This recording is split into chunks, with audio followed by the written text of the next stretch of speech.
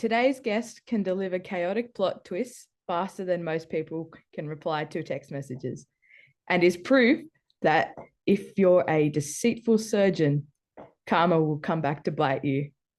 So, without further ado, Jonathan Woodhall, welcome to Birdie Chat with Mads. Hey, thank you so much for having me, Mads. Thank you for being here. Oh, my pleasure. It would be interesting to share some of the stories and experiences of the vertical adventure that has come around for all the actors here in Vancouver and in many other places around the world. It's time for you to shine. Oh, Can we start off with you telling me a little bit about yourself?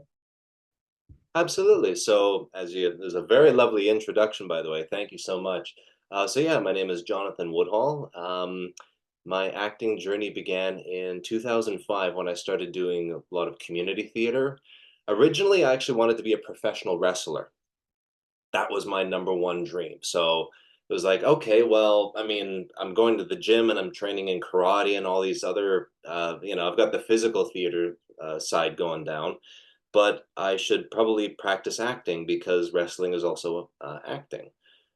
So that's when I got into community theater, and I would eventually go into wrestling, and I would even have a nice wrestling run. But ultimately speaking, the wrestling didn't stay, but the acting did stay.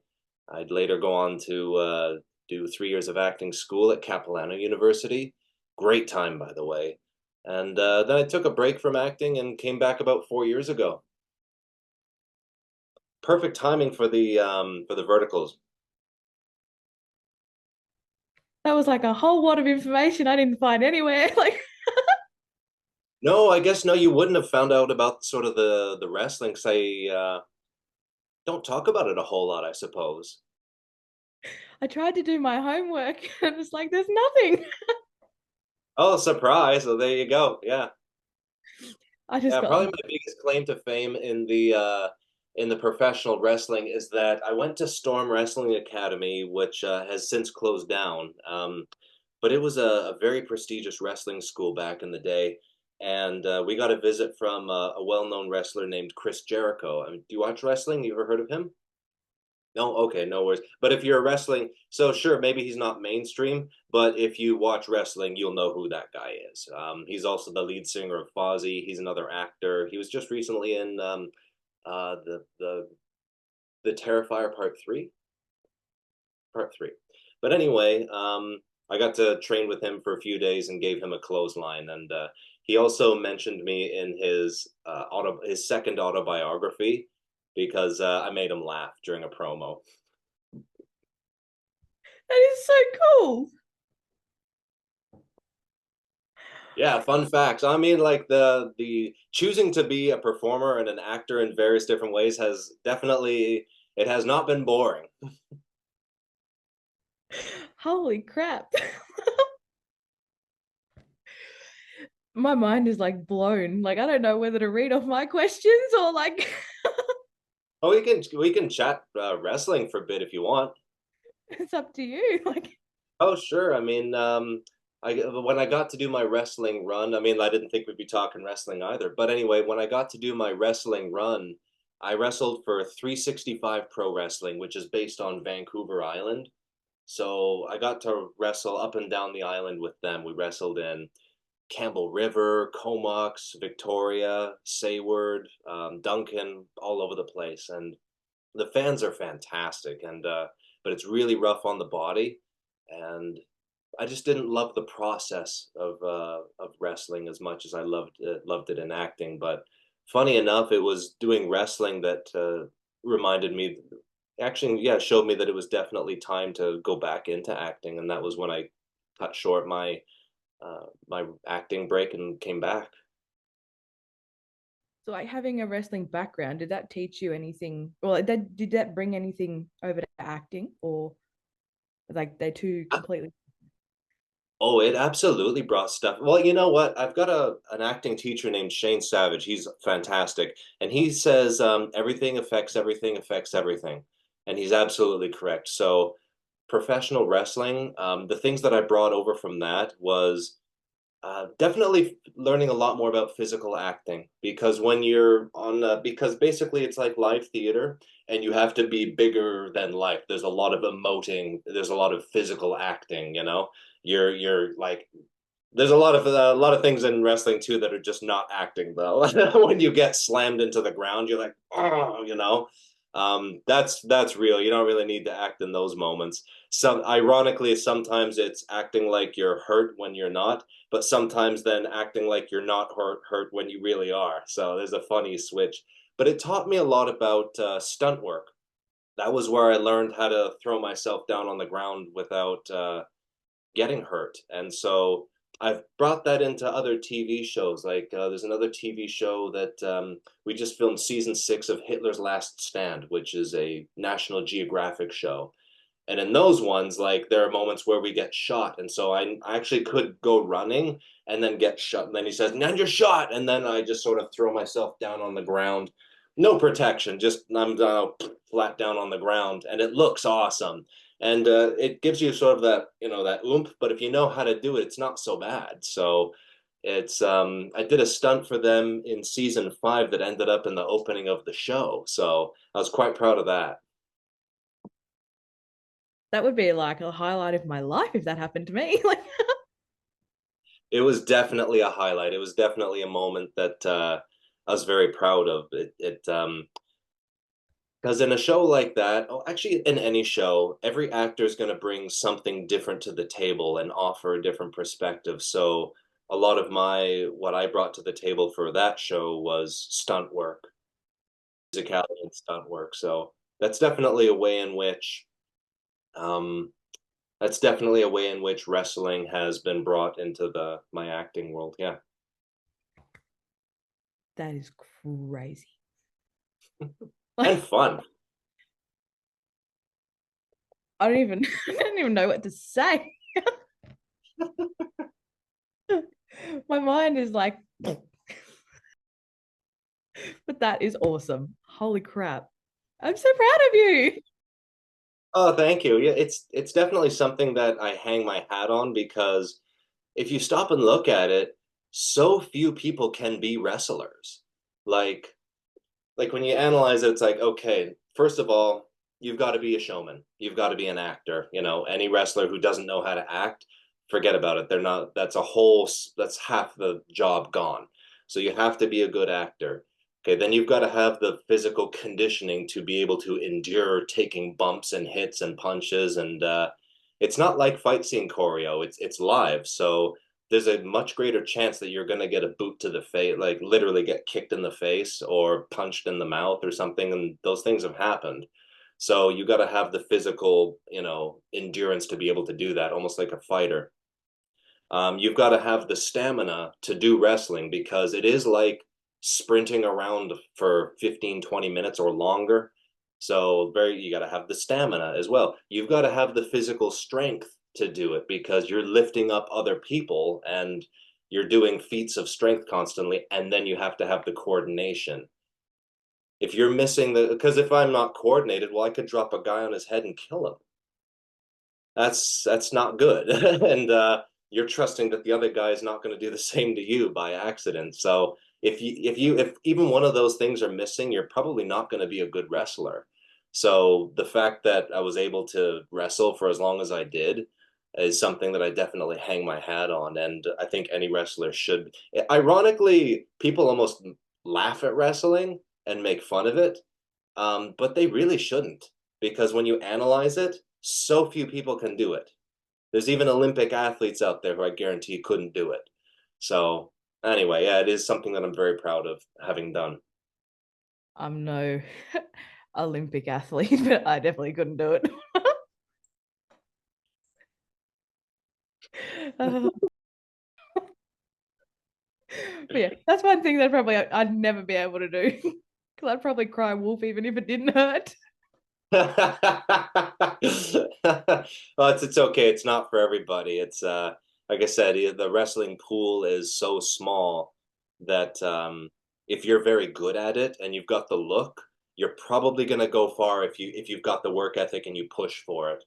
Um, Right. I got another wrestler who I got to wrestle was a guy named Judas Icarus, and he and another wrestler from Vancouver here named Travis Williams. They've been going far. They've been wrestling for Total Nonstop Action Wrestling recently, and my God, are they doing well? They're really, um, gosh, am I ever like so happy for them and their success? They've been doing so well, and they're constantly posting things on Instagram, and I'm seeing what they're up to, and yeah, I'm very proud of them, very happy for them. Would you ever go back to wrestling? You know what? Never say never. I probably would, although there's two kinds of wrestlers out there. There's the lifers who will wrestle their whole lives. They love it, and you'll see them wrestle until they can no longer wrestle, and they'll probably stay in the business. Um, and then there's the people like me. So I'm not a lifer. I would come back for a run, but I don't think I'd stay with it my whole life. No. Interesting little tidbit. Yeah, I could be completely wrong in like interpreting it. Did you do motion capture work? I have done some motion capture work. I So did. you did her homework. You did your homework. Very good, very good. I wasn't sure if you did any homework on even the intro. I was like, oh wow, you did your homework. I try to. I try to. Oh yeah, I've done two notable motion capture projects. I did a short film which hasn't been released yet called The Road to Great Haven, and I loved it because I also love, it rarely happens, but I love creature acting. Have you ever heard of that? So like gosh, there's one of my favorite actors. Oh, okay, yeah, I thought so, but I thought I was getting his name wrong. So there's an actor named Tom Woodruff Jr., and he does a lot of creature acting. His claims to fame is he played as Pumpkinhead in the old 1988 horror movie called Pumpkinhead. So he actually created the monster and then played the part of it. Probably his most notable achievement was creating the costume of Alien in the movie Alien, and he also played the monster as Alien. So that's what creature acting is. It's there are no lines, but you're playing as sort of the monster, and it's 100% physical acting because that's all you've got. Again, I guess that's the way wrestling has kind of helped because you have to be physical. But in the short film, The Road to Great Haven, I got to play the part of the Shadow, which was I can't give too much of the story away, but basically I come to help a little boy, and it's a little bit like Freud's shadow. I'm there encouraging him to do bad things, but for the sake of survival. So the way I interpreted the creature is that he's created by the forest, so I'm half made out of trees. So all of my movements were very much kind of flowy, and then they would just stop and be rigid for a moment because that's kind of almost like how a tree branch works. So that was probably the coolest motion capture work I got to do. That is crazy. Oh, it was fun. It was great. The other motion capture thing I got to do was a trailer for a video game, but I signed an NDA on that one, so I can't talk about that one. No questions from me. So like my question was, you've done motion capture work. Has it changed how you prepare for a performance? Hmm.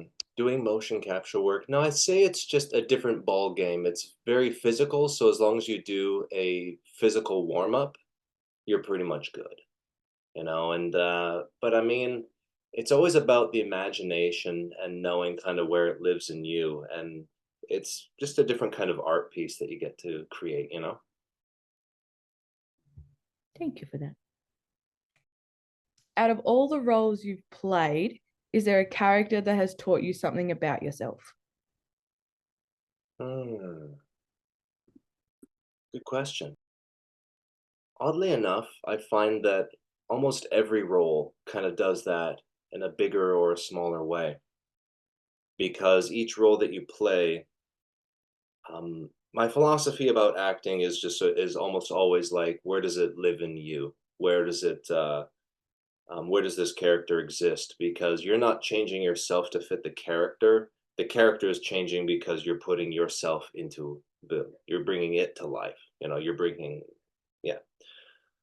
So very often it's digging into, yeah, just that. Where does the character live in you? So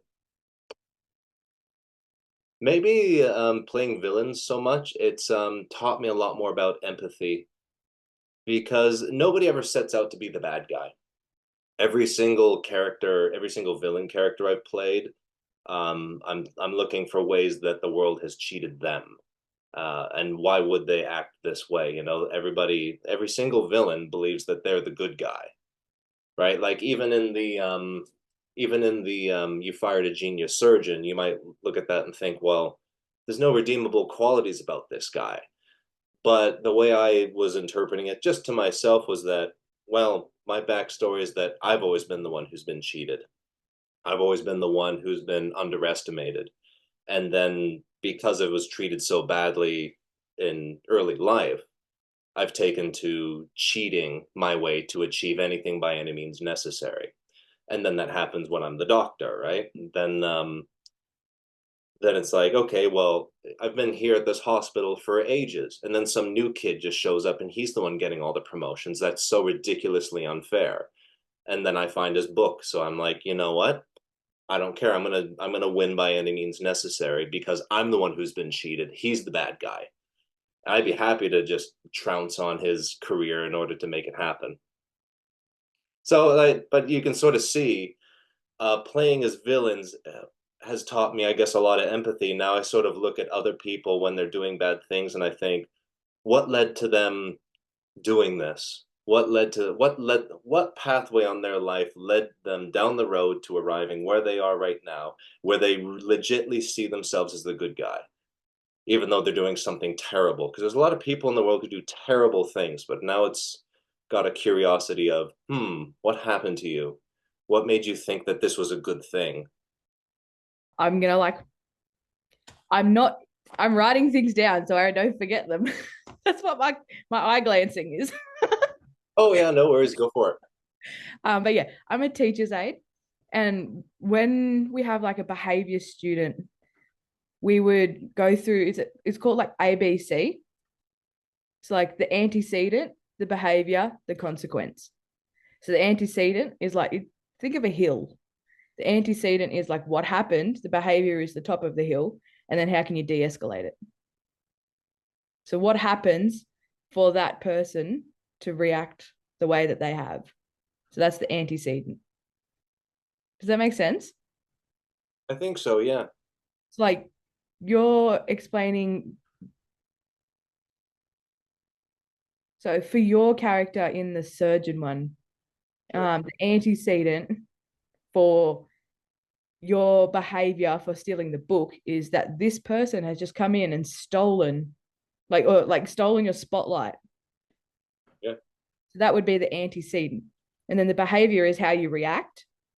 yeah, And then the consequence is you lose everything. yeah. Does And that I mean, make and sense? yeah, that makes sense. And even though in the story, there's no reason to think that my spotlight was ever stolen because I'm an incompetent doctor. Hmm. But it doesn't matter. It's like, well, it doesn't matter. In my perspective, that's Yeah. what's happened. To Yeah. And me, that's that's what, the antecedent. yeah, That's yeah. crazy.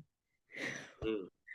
Whew. It's a lot more difficult to understand if you take it personally. Like if someone is going after you as an individual, it's a lot easier for me to observe like if someone's done something bad to someone else, it's much easier for me to observe and go, oh, I wonder what happened to them, rather than if I'm being attacked in some way, to think like, why are they like this?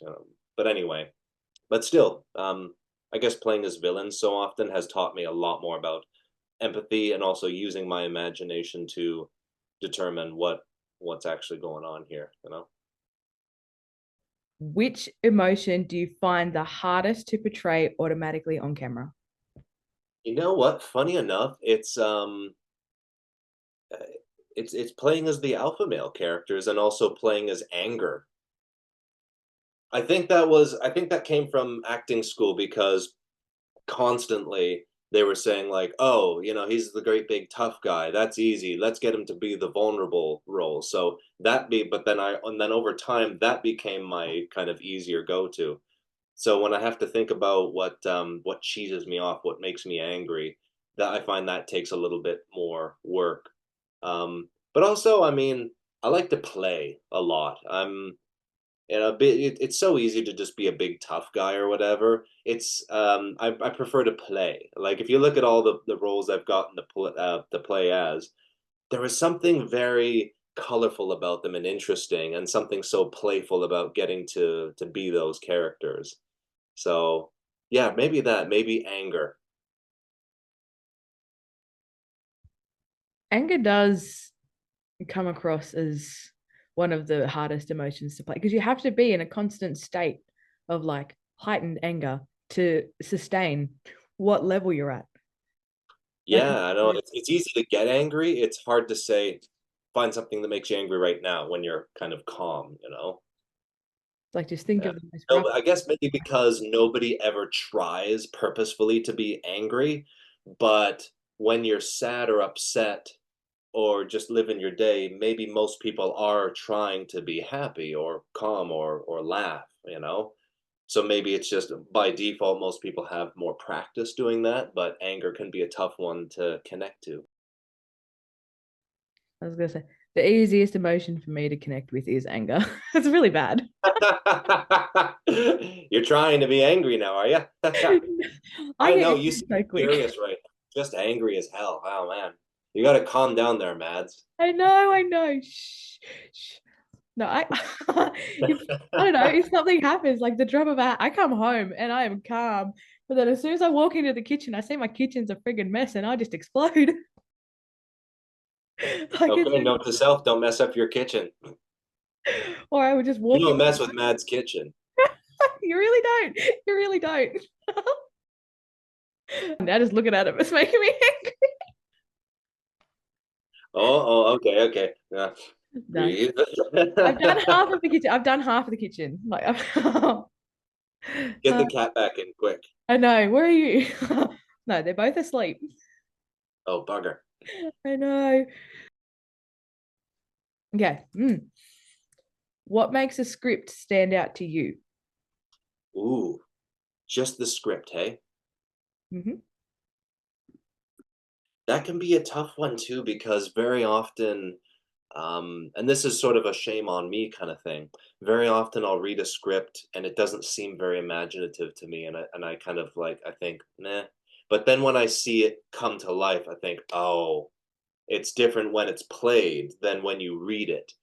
Um, Sort of like a Shakespearean play, like Shakespeare, for example, is taught in high schools. I don't know if it still is, but um, to my understanding, it's still taught in high school.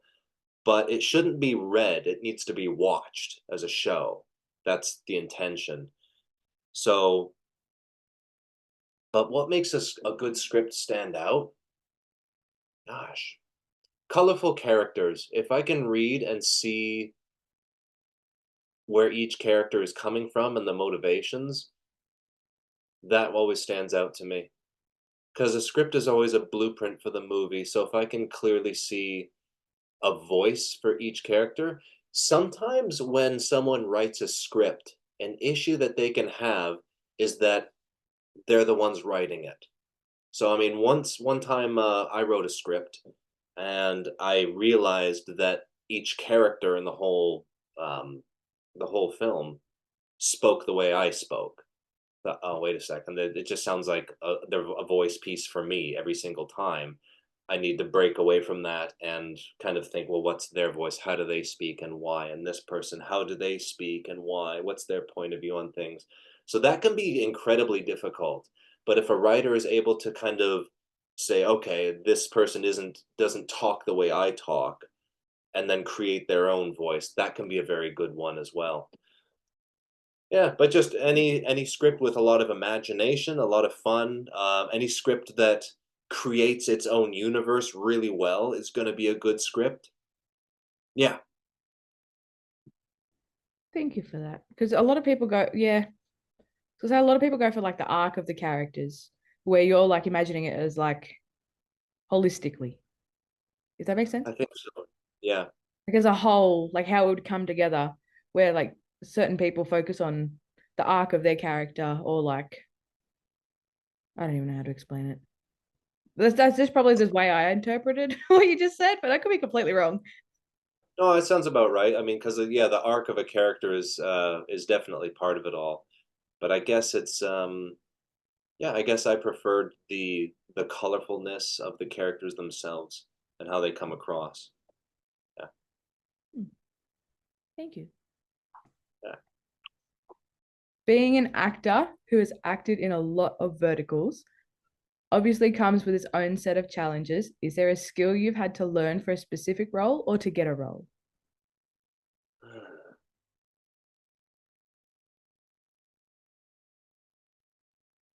I've had to learn how to create a lot within a short amount of time. The maybe the down well, it's sort of the upside and the downside. The give and the take of a vertical film is that they're very fast. They're very efficient. Um, the casting will be you get cast in one, you'll get the script, and days later we'll be filming. So if I have a big role, I've got a very little amount of time to really do something with it, you know? So it's forced me to really kind of go fast, if you know what I mean. And sometimes you'll only get one, maybe two takes on a certain scene. So you got to be ready to take that shot. It's almost like me. And sometimes I feel like, metaphorically speaking, it'd be like me handing you a rifle and saying, "Okay, you've got one shot to hit that target. Go, but make it count, and then take your shot." So it's very much like that. It's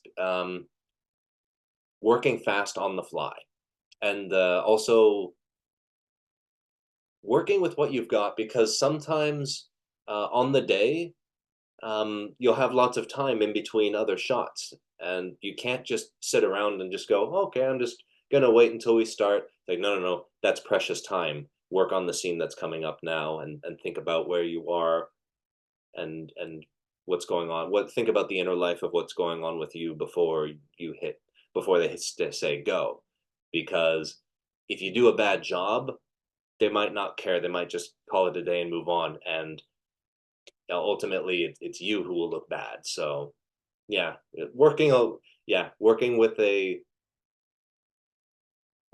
short amount of time to do a good job, I'd say, is definitely the skill I've had to learn.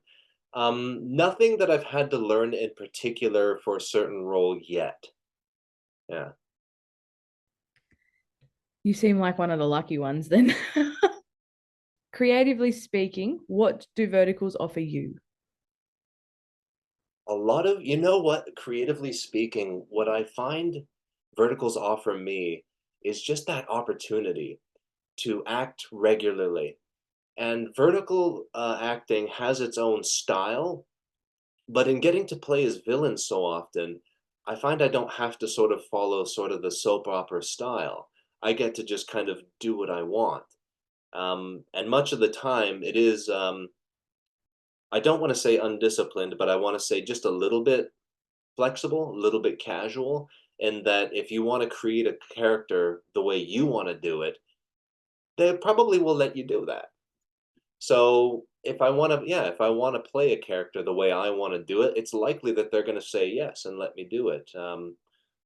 So it's definitely offered me a tremendous amount of acting work, but also the opportunity to play so many colorful characters and to do them the way I kind of want. That's probably why I love doing the villains so often, because they're always very colorful characters. Like when I'm looking back at the kind of different characters I've had the privilege of playing, who it's not every day you get to play as a werewolf leader and then a surgeon who's trying to screw over someone else and take over the company, or be a dad who's basically been a screw up his whole life and is only just now realizing it. Oh shit, I've screwed up completely, and money's not going to buy my way out of this one. So they're also very colorful. Um, like when I think about the kinds of characters that I love to play, it's a colorful character.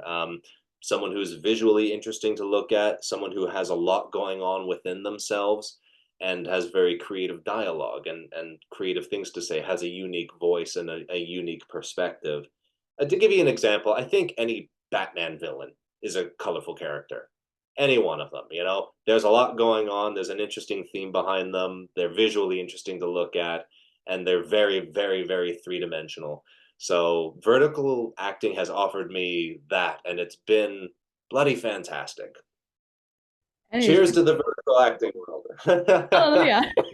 It's paid off so well for you though.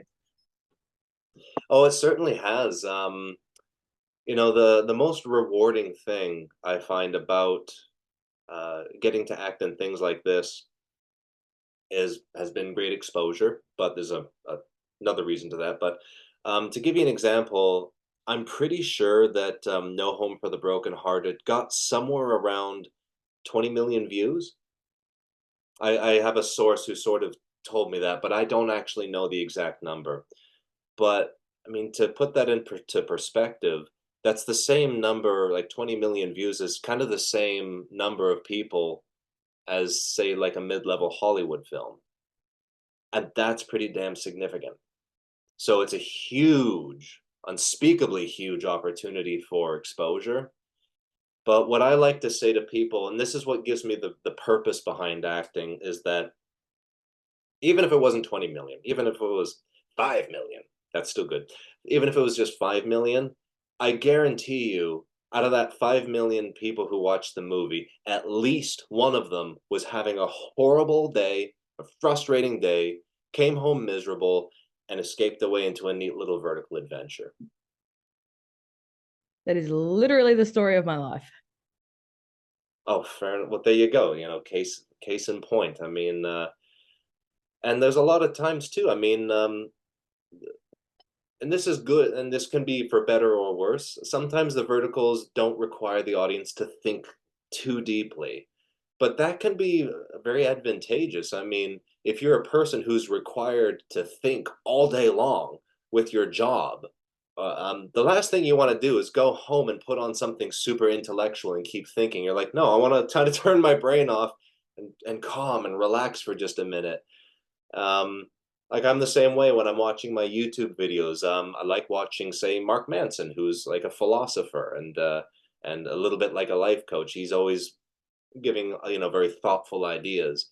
But if I don't want to turn my brain on in that moment, I'll flip over to something else and I'll watch the Angry Grandpa show, something mindless.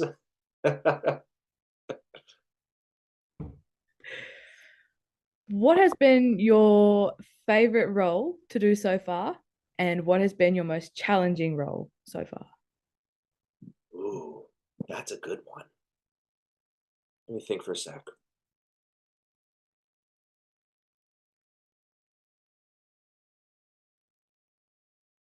I'll point out one of my favorites, but it's really tough to just pinpoint one favorite. One of my favorites that would actually fall into both those categories would be the very first vertical I ever did, and that was called The Lichen King, or more specifically, The Lichen King Spoils His Rejected Luna.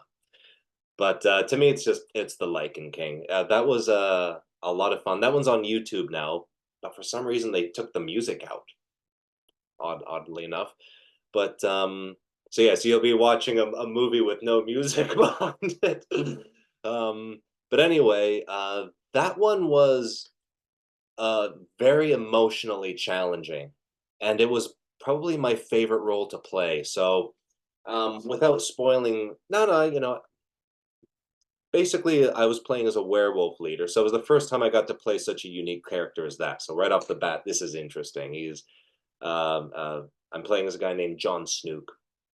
So John Snook is basically a dick, but also again, like, why is this guy being a dick? And it's because, um, for me, it was because I was suffering from paranoia.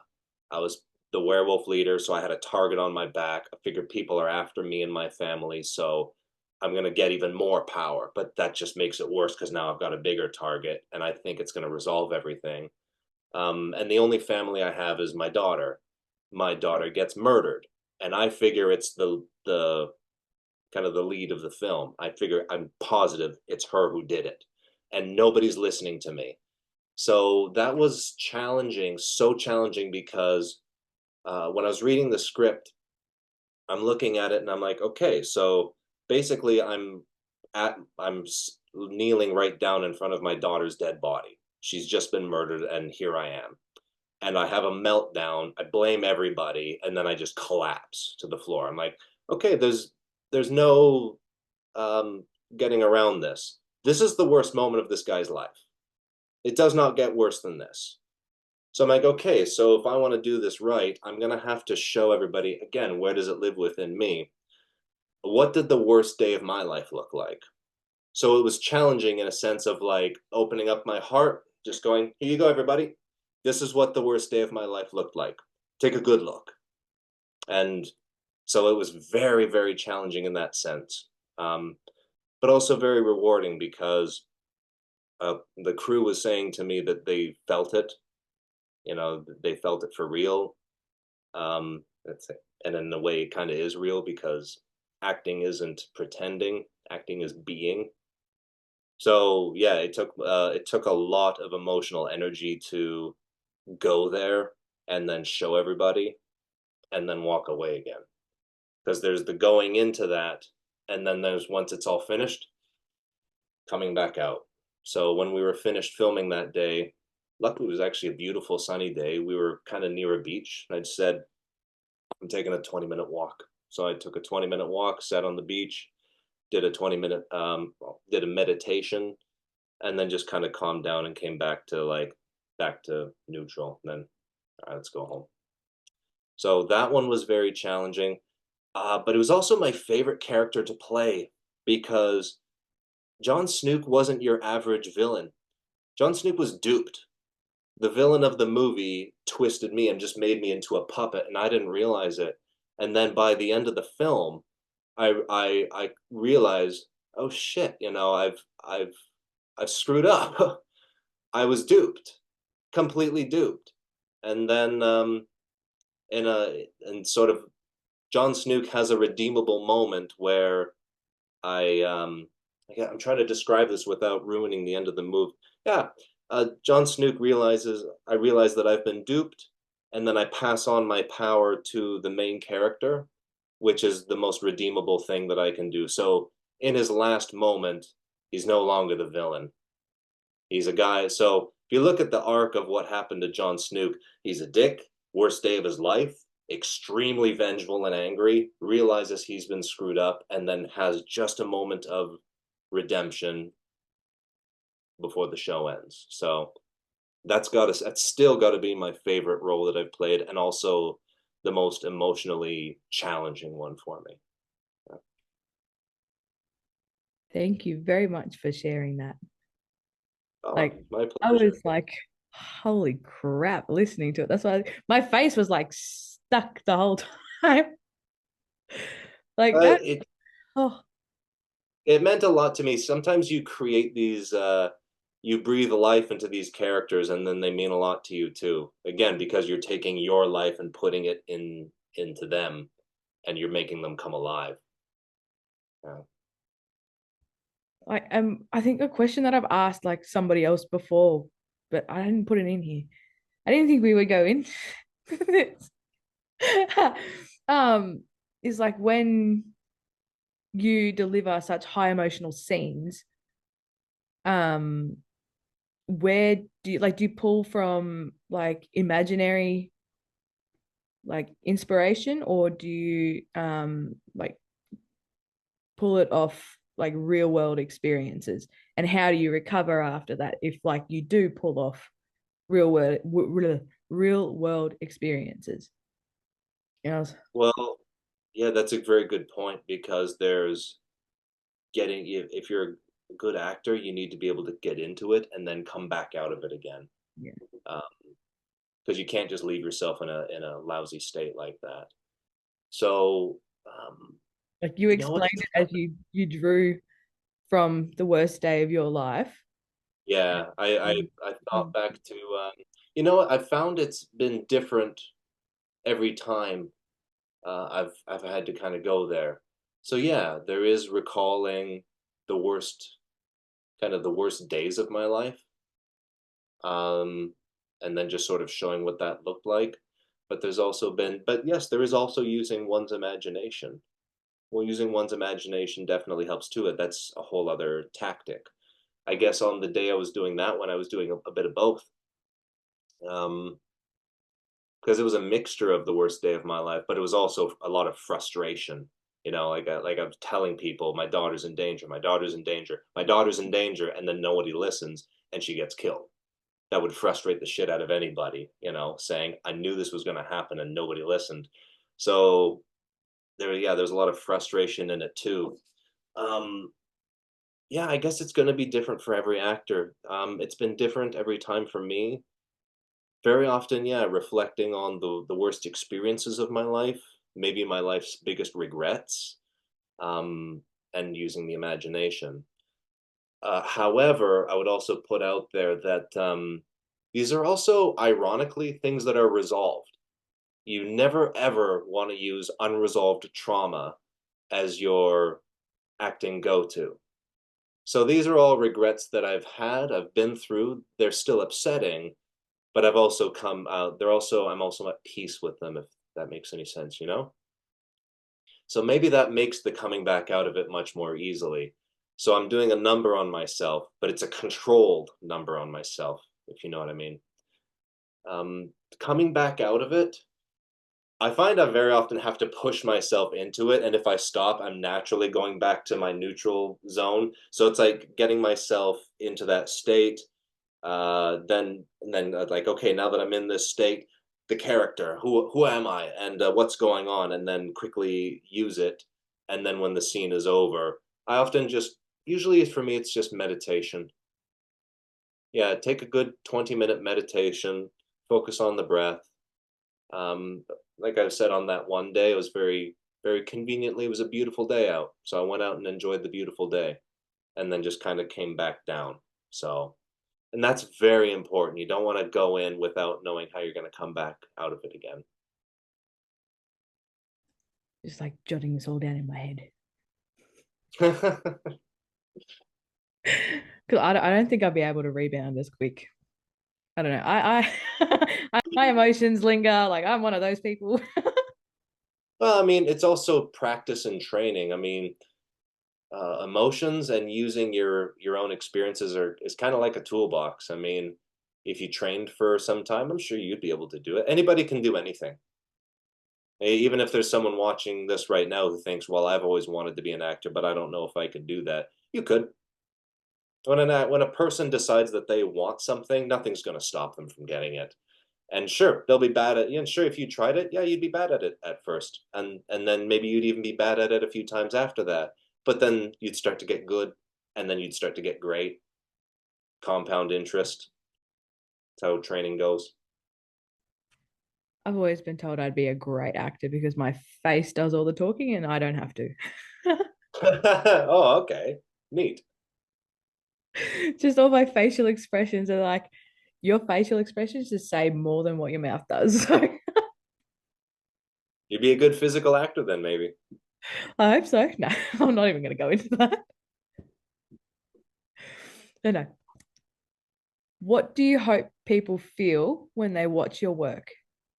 Hmm. You know what?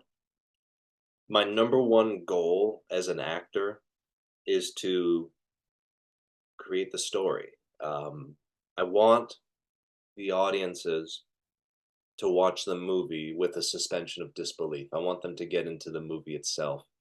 If they stop and think, "Oh wow, this guy's a bad actor," well then they've just been pulled out of the story.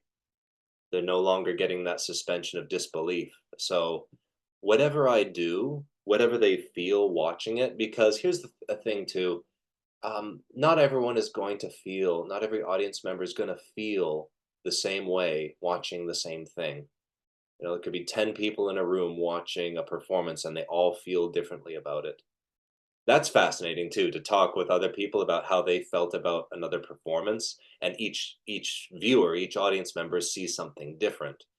Um, but whatever it may be, I just hope that it's giving them a suspension of disbelief. I'd love them to just watch the movie and be able to escape away and have a good time. Just writing that down so I can remember that. I'm just writing Okay, when you everything go back down. to edit later, I'm sure you'll see. What do you want to see more of in this space? In the vertical world space, Mhm. hmm, I would love to see a little bit more uh, of things that are not just like soap opera romance. Like very often they're soap opera romance, and fair enough, that's the genre. But I think that verticals have the potential to be a lot more diverse and a lot more open than just that. I would love to see more sophisticated movies. I would love to see more sequels to some of these stories. I think that would be very interesting.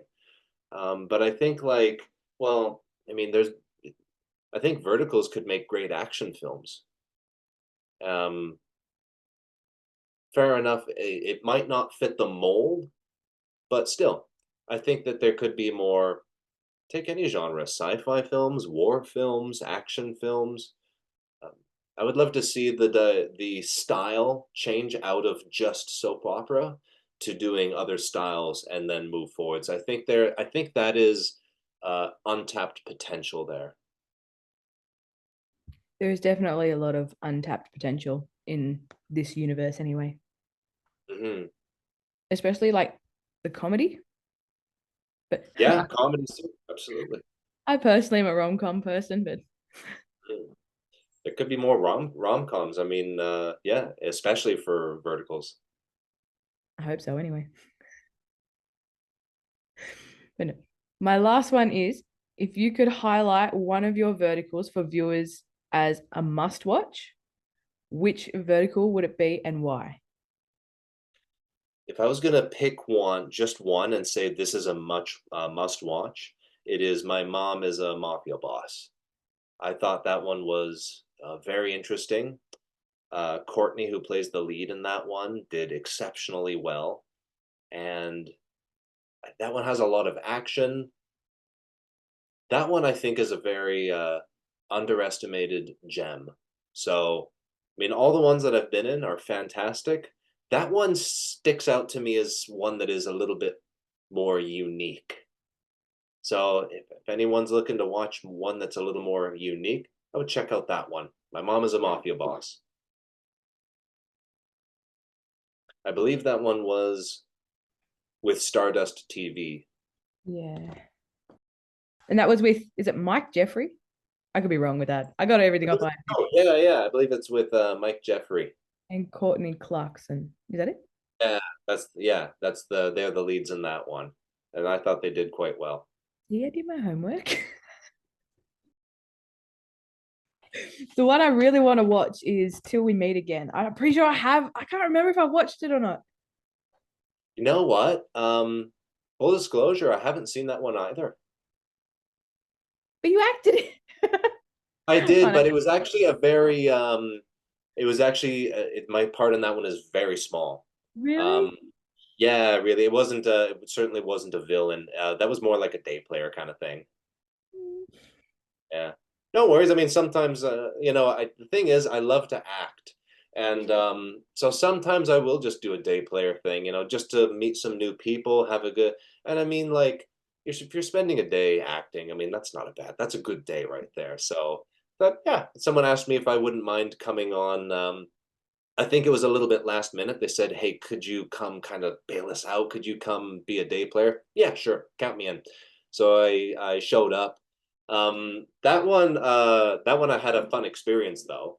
Um, so that I forget the name of the character I'm playing in that one, but it was so last minute that I had no preparation time. So I'm standing there boldly waiting my cue, and I'm thinking, okay, I got cast in this last night. I'm here today. I've had no real time to kind of think about where does this live within me. I have no time to paint a picture, so to speak.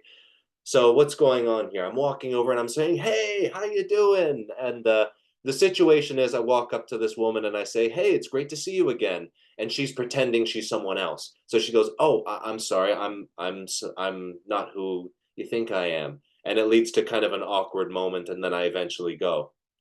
So I thought, okay, well, in this moment, my best friend Malcolm, I haven't seen him in ages. I'll just use him as my, this is the best I can do for now. I'll pretend like it's him. So I rounded the corner, I looked at the girl, and I just thought, like, oh, the feelings came up for real. "Hey, how are you doing? It's so wonderful to see you again." And she looked at me, her eyes widened, and then she burst out laughing. And so we had to stop, cut, and do it again. And I thought, well, at least I got through to her because that was a real reaction. So Was that the lead? that was the lead. Yeah. Yeah, Natasha. Oh, okay. I'm pretty sure it was the lead. Yeah. Like I said, I was only there for a day. That one was very small. Although there was another one that I acted in that is not mentioned on IMDb. That I would love to throw this out there as well for the vertical world. This is just a personal belief. No one else has mentioned this, but I theorize heavily that the verticals. My fan theory is that verticals live in the multiverse. So when you see the same people popping up over and over again, personally, I think they're the same person in a different universe under different scenarios. That's why you see them pop up so often. For example, I did a day player in one of my verticals where I was a surgeon, but I was a good guy in that one. I wasn't a villain by any means. So it was nice to play a good guy, and it was a fun day, great day. But again, it was very last minute, so I didn't have a whole lot of time to prepare. So in my mind, I said to myself, you know what? I'm the same guy from You Fired a Genius Surgeon. I'm literally him. It's me coming back. But here's the difference. In this multiverse, I didn't choose to steal his book. I returned his book and I asked him for help and asked him, I set my ego aside for just a moment and just said, "Would you help me become a better doctor?" And he said yes. And he guided me to from being an incompetent doctor to just being a good doctor and a good surgeon. And I left and changed hospitals, and here I am now living a good, decent life, and I'm kind of happy, pretty darn happy. So, I mean, if you see me in that one, you can say I'm enforcing my own fan theory that these live in the multiverse, and I'm not the bad guy in this one. I'm the bad guy who chose to be good in that one, and this is the new trajectory of my life. You've just like spun me out. Although, I mean, these are all done by different companies, so I'm pretty sure they're not gonna say that they're from the multiverse. Of course not. They can't. But that's my fan theory. So I'll throw that out there. This is the get to know you. Alrighty. Oh God. Every time I get to like the last question, everyone goes, "I wasn't prepared for this. Why didn't you prepare me for this?" And I go, "You're not supposed to be prepared. You're supposed to like think on the spot." Oh yeah, that's the whole idea. Just be honest and just be you. Yeah. Favorite animal? Favorite animal? Dogs. Love dogs. Always have loved. I've always been since I was a kid, since I was a boy. I've always loved dogs. I've got a Jack Russell Terrier right now who named Hector, and seriously, I'm so lucky to have him because he's my dream dog. I've always wanted a dog that would play fetch all day and want to lick your face all day and just be the happiest little thing in existence. So yeah, dogs. Favorite food? Hmm. Am I allowed to give free advertisement to other companies in this interview? Nobody paid me for this. I'm just being totally honest. My favorite food is a nice Domino's pizza with extra sauce, extra cheese, extra pepperoni, and green pepper.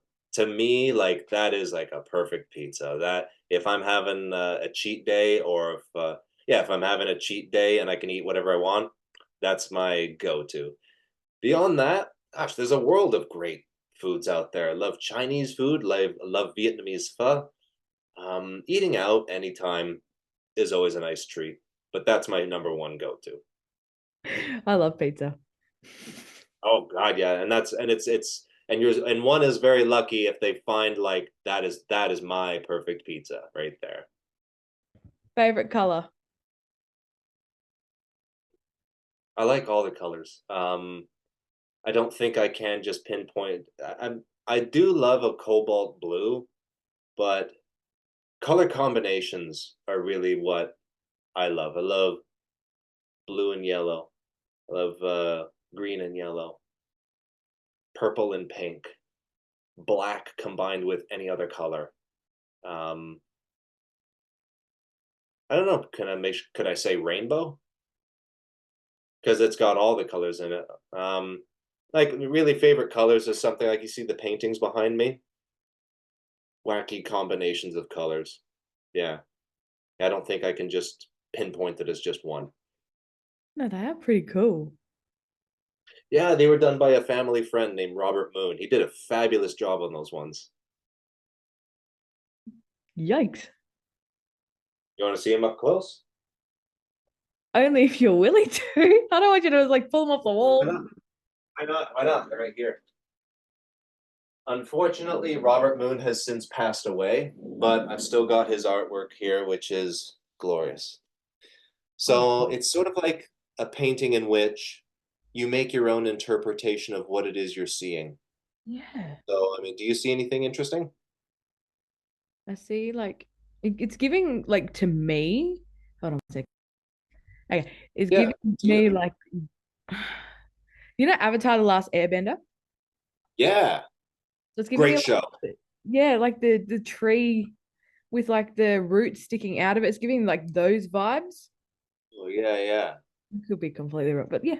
It's Or well, no, no, there is no being completely wrong. I think the design of the painting is meant to be that it's open for interpretation. So yeah, it's very sort of earthbender vibe. yeah. But that's cool. Nice. That is so cool. Yeah. I see a guy walking his dog. I don't know Like why you do that, but yeah. if you look here, you sort of see what to me looks like an eye kind of looking back and Yeah. a bit of a smile in his nose. Oh crap, And I then can over see that. here, yeah, and then over here I see a floppy ear and a great big smile and a nose. That is So I see a great. guy walking. Yeah, I see a guy walking his dog through the woods. Whoa. But we're both right. It's subjective. You I just had another brain fart. know? I think this one's a little bit less. This one's a volcano erupting. Hmm. Yeah, My I love first art. look at that, I thought it was like Sid from Ice Age. Oh, yeah, that's interesting. It does sort of look like that. Cool. A red Sid from Ice Age. When I was looking at it from like far away, I was like, there's Sid. And I was like, I don't want to say anything. But no.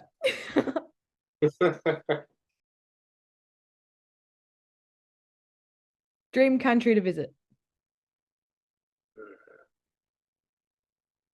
I've always wanted to go to like one of those beautiful vacation destination spots like the Bahamas or Cuba or Hawaii, maybe Mexico because there's lots of locations in Mexico that are just like that. Maybe even Florida. Yeah, Hmm. yeah. Pick a place for the perfect kind of sunshiny beach weather vacation getaway. A place like that. Yeah. Dominican Republic, Jamaica. Yeah, places like any place that's like that. Hmm. Favorite season. Summer, hands down, summer. Although I do have a soft spot for spring and fall because the weather is a little bit cooler and you still get the nice weather out. But still, summer. Favorite actor. Ooh, you know what? Number one is always going to be Heath Ledger. He is my acting hero. God rest his soul. Um, But yeah, he's still around. He's still looking over people's shoulder. I guarantee it. I guarantee he's looking over my shoulder now and again. Beyond him, I love actors who dive deep into their characters and make them so incredibly real. So actors like Christian Bale, Tom Hanks, Gary Oldman, to name a few. Actors like that. Yeah, but Heath Ledger is always going to be number one. I love Gary Oldman. I think it's because I'm a Harry Potter fan, Yeah, yeah. but could be could be way off. Uh, favorite movie? Favorite movie. Well, back to Heath Ledger, The Dark Knight. I think The Dark Knight is always going to be my number one. Um, I guess again, it depends on the mood. Um, Another one of my favorite movies, favorite horror movie, and still just one of my top 10 favorite movies is John Carpenter's The Thing. There's also some neat indie movies out there that people haven't heard of, one's called Way of the Gun. Another one's called Albino Alligator, which I really enjoy. Sometimes it's neat to watch old films. Another one that comes to mind is favorite war movie is Enemy at the Gates with Jude Law. Very good movie. That one seems to be surprisingly is becoming forgotten, I think, or talked about less. But it's such a good movie. Highly recommended. Don't watch it if you're squeamish. Lots of headshots, but still, very, very good movie. Um, yeah, those ones to name a few. Favorite music genre? You know what? I am incredibly picky when it comes to music. Um, I'll say that I love my freaks of music because at heart, I'm a freak. So like to give you an example, my two favorite music artists are Lady Gaga and Marilyn Manson. And they don't have similar music styles, but in essence, the kind of who they are very similar. But I also love listening to guys like Powerman 5000, who's Rob Zombie's younger brother. Um, yeah, he's a little bit less known as well, but Powerman 5000. Love KMFDM, if you've heard of them. I think KMFDM is actually I like them so much they're quickly moving into my number one spot. I'll listen to them when I'm at the gym. I just love their little bit techno, a little bit rock, um, more industrial. Love their lyrics. Love the way they just sort of spin a song together. They're very they've been around for like 40 years, I think, too. Yeah, they're very anti-fascist. So I love their kind of like their political stance and kind of their also the concept of encouraging people to have the courage to be themselves, which is a lot more difficult than it may seem. Yeah, those are some of my favorite music artists. My next one is what's your favorite song? Because you've answered the singer. What's your favorite song? Like favorite song? Like, do you have an all-time favorite song or is like current favorite song? No, that's a tough one because I feel like it fluctuates for everybody, right? Like everyone can have a favorite song right now. Ask me in a month, it might be something else. I'll say there's a song called Looking for Strange by KMFDM. Uh, that one comes up a lot. I'll say that one. City life or country life? Depends what you're looking for in life. I grew up on Vancouver Island, which might as well be the big city if you love nature. Um, I think a lot of the problems that people are facing nowadays is they offer different opportunities in life. You move to the city if you want to advance your career, but you live in the country if you want to sort of settle, and have a family. Because city life is much more expensive, so you may advance in your career, but ironically not as make as much money because it's more expensive. So I guess it all depends on what you're looking for. I like living in the city, but when it's vacation time, I want to go somewhere quiet. So live in the city, vacation in the country. It's a great balance. Yeah. Biggest pet peeve? This is going to sound ridiculous, but I'll be honest. Guys pissing on the toilet seat. I'll walk into a bathroom and I'm like, what are you like 5 years old? I've talked about this with some people, and they're like, "Well, I don't want to touch the toilet seat because it's a public toilet." It's like, well, then use your shoe to lift the seat. You're not 5 years old. Grow up. What the hell? Thank you for, on behalf of pretty much Undeniably, every that's my woman out worst there. pet peeve. It deserves to be the number one pet peeve. I'm like, what are you thinking, man? What are you thinking, man? Come on. Give your head a shake. Give something else a shake. It deserves. I hate people who do that. Like, come on, just it's on so many different levels, right? It shows a complete lack of consideration for other people. It's laziness because it's like just lift it, just lift the seat. It's also just a nasty thing to do because what if someone's got to go to the washroom? They can't go anywhere else. They're gonna have to deal with one's mess that they just left behind. And even if that isn't the case, someone else has to clean that up. That's just not nice. That's such an unkind. So on multiple levels, that is so against my values. Yeah. Yeah. So yeah, there you go. Maybe next time I have to play angry, I'll use that. I'll use that imagery. So thank you, Mads. Great inspiration. Great inspiration. Oh, but no, I 100% agree with that. Name three things you can't live without. Family. I think that's everybody's number one. Family. Should I say family and friends? Because friends are important too. You know, friendships if someone's out there right now who doesn't have many friends, just remember that friendships require frequent small amounts of nurturing. Doesn't require huge grandiose gestures. It's just time plus vulnerability plus shared experiences. I'm very lucky in acting that I get to be with such like-minded people. I didn't have my best friends. I didn't really have many friends at all until I got into acting, when I met like-minded people. Yeah, they're my cadre. They're my homies. They're the people I get along with. So, family and friends, one cannot live without. Cannot live without a real good night's sleep. I think sleep is really underestimated. That, as they said in the Scottish play, sleep knits up the raveled sleeve of care. And you need your energy if you want to, be excellence minded. Got to get your sleep. Prioritize it. What's the third thing I cannot live without? Besides the obvious ones like food, um, maybe progression.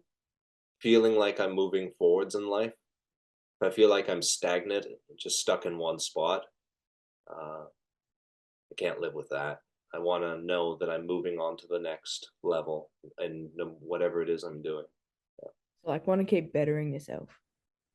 Yeah, keep bettering yourself. And yeah, and that can happen. And there's the nice thing is there's a lot of different ways in which you can do that. I'm a total believer that life is suffering. There's no getting around it. But here's the good part. You can pick what you want to suffer at. So for me, I choose to suffer with, say, the drawbacks of acting. And there are drawbacks of acting. I choose that though. I choose to suffer by going to the gym. That's suffering. It's you're in pain. So I choose that, but I also like the results of it too. Um, yeah, you can choose the things that you want to suffer at, and I think you'll be happier for it because suffering is going to find you anyway. Like take the gym again for example. I have two choices. I can either suffer by going to the gym and staying on a rigid diet that can be very boring and very dry, or I can just let loose and eat whatever I want and just be as lazy as I want. But guess what? I'm going to suffer doing that anyway because diabetes might find me. Um, you know, the older you get, the harder it is. That would find me. More aches and pains. I might not sleep as well at night. Suffer anyway. So it's like, okay, well, there you go. You're going to suffer no matter what. There's no getting out of that. So pick, pick which one you'd rather suffer at. For some people it is just the freedom. I have family who says they specifically want the freedom of getting to eat whatever they want. well, fair enough. If that's what they want, this is just what I want. I'm not better than anybody else just for making that choice. Yeah. Yeah. No, that's very interesting. Yeah. I love philosophy and yeah, I love self-improvement. I don't want to say it's not self-help. It's self-improvement, finding the ways in which learning about myself, learning about my own foibles, and I love learning about psychology and philosophy. And you find these little nuggets of gold along the way. Describe yourself in 5 words or less. Oh, describe myself in 5 words or less. Chaos, love, discipline, art, curiosity. Where did the chaos come from that? Oh, well, you know what I think I am? I think I am chaos. I mean, when I look at who I am, so many things are chaotic. There is there is order, and then there is chaos, and they go together. There is no one without the other. So there's a lot of order in my life. There's a lot of discipline and routine and things like that. But there's a lot of like I'm the type of guy who doesn't want to sit in the audience. I watch a show and I want to be in the show. I've always wanted that. So, I mean, I have a kind of a chaotic life of like going to the gym and fitness. That's a huge part of my life. Acting, again, is a huge part of my life. But again, that's a lot of chaos. It's just jumping into a swimming pool of chaos and just reveling in it and having a good time with it. Um, my job can be chaos. I'm a woodworker, but there's a lot of order to that as well. But I think just the fact that I've never wanted to accept sitting in the audience, I wanted to do the thing. I wanted to be in the arena. But but in welcoming all aspects of myself, I also don't deny. I feel like a lot of who I am as well is just not denying the things that fascinate me about life. Um, I love history. At one point in my life, I almost made a different career path. I almost went in the direction of becoming a history professor because I loved history that much. I thought maybe it's time to go for that PhD, but I chose not to because it doesn't have a guaranteed job with it. Just sounds like acting. So I'm going to go be an actor. But I don't deny that part of myself. I love history. I love learning about history. Um, I don't know. There's just so many different parts about myself, and I don't want to reject any of them. I just embrace who all of it is, and you grab. It's almost like a Frankenstein's monster. You grab all these different things and combine them together, and you have a great big ball of East meets West with chaos meeting order, and there's a lot of color in between. You know, that's me. So definitely, yeah, chaos is. I would say in a good way. Chaos is definitely part of me. That's how I felt watching um someone like do the interviews for like all the actors and that. I wanted to like not just watch them. I wanted to like be in there. I wanted to ask questions, but then Yeah. my anxiety stopped me, my nerves stopped me, like, and I was like, how the hell am I going to do this? And then I was like, I'm just going to do it. And then here I am. Yeah, exactly. And I mean, one here's a little story for you. One can overcome their anxiety.